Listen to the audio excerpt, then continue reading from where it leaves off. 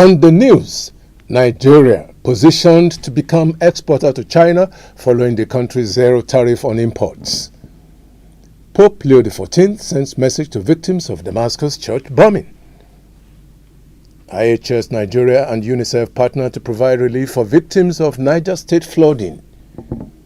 Edo State House of Assembly approves 100 billion naira loan for state government. In addition, we have the exchange rates and weather report. Stand by now for the details. This is the news on the hour on Providence Television International. You're welcome. I am Ugbebo Ikekwa. President Bola Tinubu on Monday disclosed that Nigeria is positioned to become a net exporter to China within 5 years, following China's recent removal of tariffs on imports from 53 African countries, including Nigeria. The president made a statement at the Nigeria-China Sustainable Business Bilateral Trade and Investment Summit held in Lagos on Monday. He emphasized that the Partnership for Trade Prosperity reflects China's commitment to zero tariff access for least developed countries, which is an unprecedented move that positions Nigeria to exploit China's vast consumer market, especially in agriculture, manufacturing, and digital trade. The president reiterated that Nigeria's collaboration with China is anchored on mutual respect, shared opportunities, and sustainable growth, which is essential to positioning Nigeria competitively in global trade. Last week, China announced a zero-tariff policy for goods from 53 African countries, allowing duty-free access to a wide range of exports, including agricultural produce, cosmetics, and personal care items. But Pope Leo XIV released a message on June 24th to express his deep condolences for those who lost loved ones in the suicide bombing at St. Elias Parish in Damascus, Syria. In the message, the Pope disclosed that he was deeply saddened to learn of the loss of life and destruction caused by the attack on the Greek Orthodox Church of Mar Elias. He expressed his wholehearted solidarity with everyone impacted by the tragedy. It will be recalled that at least 20 people were killed on Sunday at the Mar Elias Church in Douala neighborhood of Damascus when a suicide bomber blew himself up at the Greek Orthodox Church during liturgy. In a joint emergency intervention aimed at addressing the devastating impact of recent floods in Niger State, the United Nations Children's Fund and the IHS Nigeria have launched a comprehensive humanitarian response to support more than 30,000 displaced persons in Mokwa local government area. The effort follows torrential rainfall on 29 May 2025, which triggered severe flash floods across 5 communities, resulting in the deaths of over 200 people and the displacement of thousands.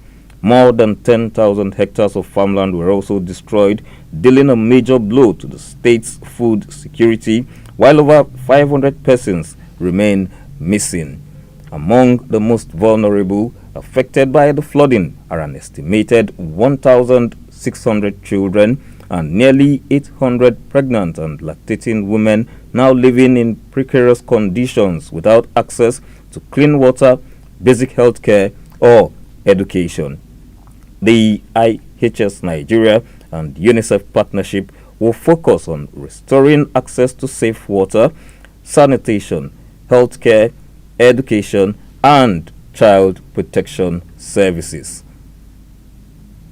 Edo State House of Assembly on Tuesday gave Governor Monday Okpewolo the approval to access a 100 billion naira loan facility for infrastructural development. The House approval followed a letter of request dated June 23, 2025 and addressed to the Speaker of the House, Right Honorable Blessing Agbebaku, by Governor Okpewolo. In the letter, Governor Okpewolo stated that the loan facility will be channeled to the development of various infrastructural projects across the state.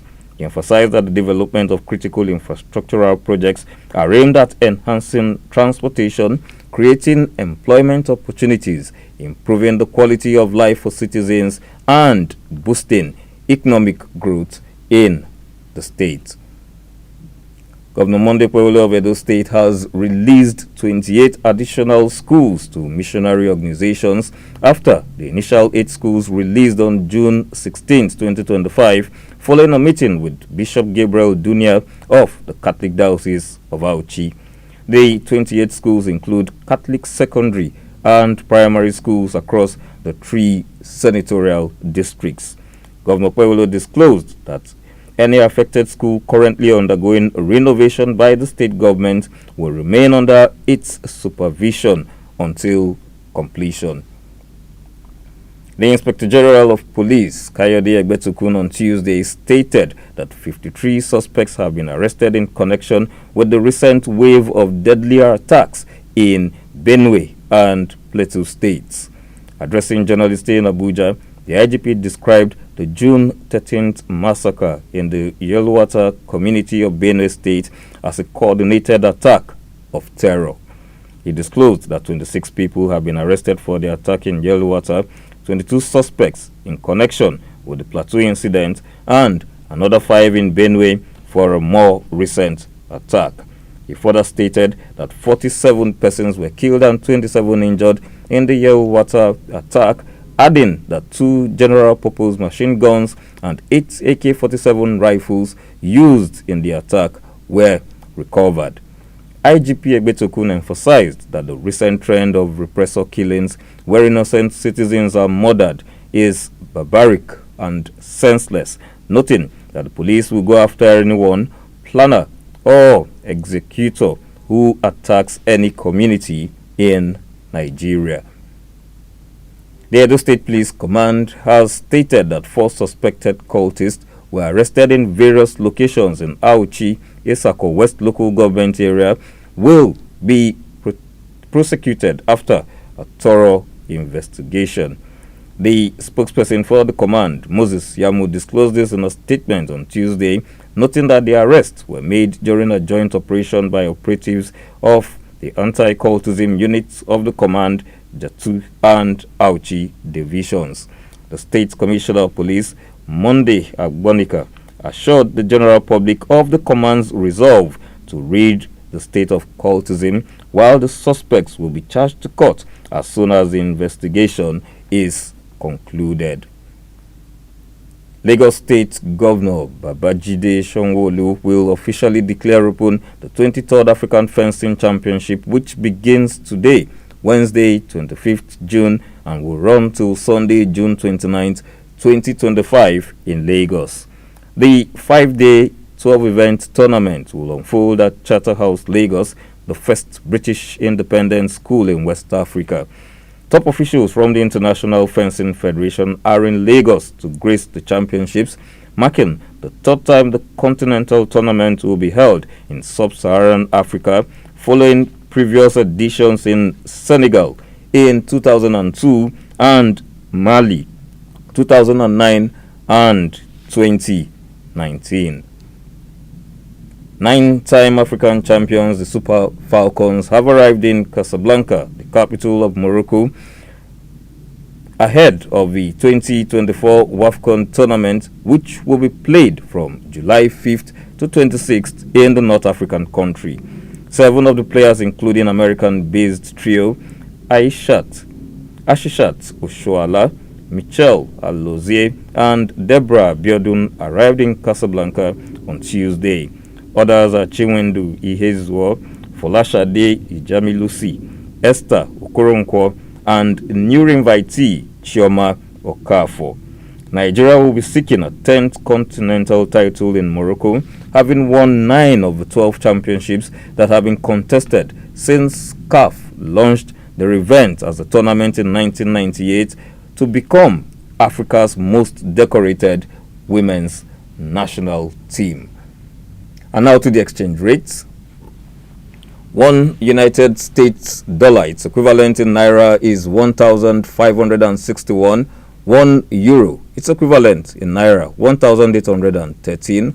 1 British pound presently stands at 2,126 naira. 1 Canadian dollar, 1,137 naira. And 1 Australian dollar, 1,014 naira.